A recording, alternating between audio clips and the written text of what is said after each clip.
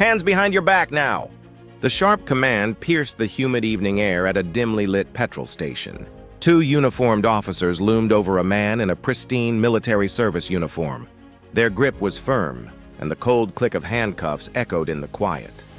Bystanders froze, phones silently appearing as the soldier, his face a mask of controlled fury, met the officer's gaze. "You have no idea what you've just started," he stated, his voice low and steady. By morning, those officers would face unemployment. By noon, their faces would be plastered across every social media platform. But in that moment, as the soldier stood publicly humiliated in the very uniform that symbolized his dedication to a nation that still viewed him with suspicion, a single question hung in the minds of the onlookers. How far would this injustice ripple? Captain Marcus Thorne had just completed a demanding 12-hour shift at the military base when he pulled over for fuel. A highly decorated veteran, having completed 2 tours overseas, he was accustomed to discipline, order, and respect within the confines of his service. However, off-duty, the world often saw only his skin. He knew the subtle shifts: cashiers tensing, women clutching their bags tighter in elevators. Tonight, all he desired was to reach the sanctuary of his home. Then, the flashing red and blue lights illuminated his rearview mirror. "Step out of the vehicle, sir," an officer's voice commanded. Marcus frowned but complied, instinctively adopting the protocol. Stay calm, keep hands visible, avoid any sudden movements. Yet when the second officer roughly pulled his arms behind his back, barking about a suspicious person report, Marcus's heart sank. This wasn't a routine traffic stop.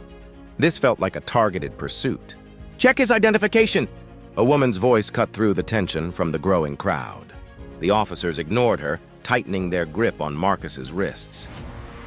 His uniform, his dedicated service, it all seemed to mean nothing. A teenager nearby, recording the scene, zoomed in as Marcus gritted out, "I am a United States Army captain."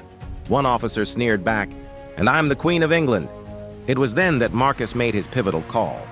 The base commander's voice, booming with authority, crackled through Marcus's phone on speaker. "Who in the blazes is detaining one of my officers?" The officers visibly paled, and the crowd erupted in a collective gasp, the power dynamic instantly shifting. Yet arrogance, a dangerous trait, took hold of the senior officer. "You're resisting!" he snarled, reaching for his stun gun.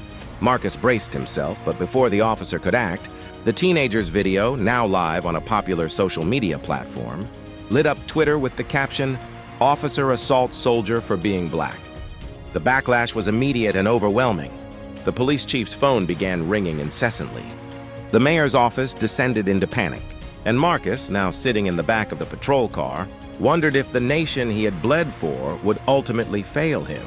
By midnight, both officers were suspended. By dawn, the video had garnered 5 million views.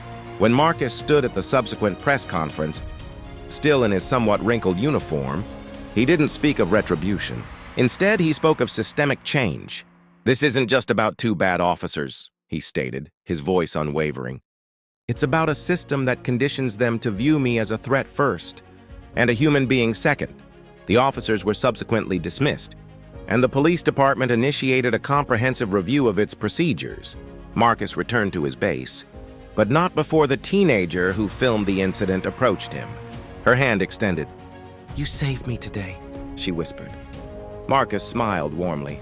"No, young lady," he corrected her gently. "You saved me. Some battles weren't fought on foreign soil, but this one, this domestic struggle for justice, was undeniably worth every ounce of effort."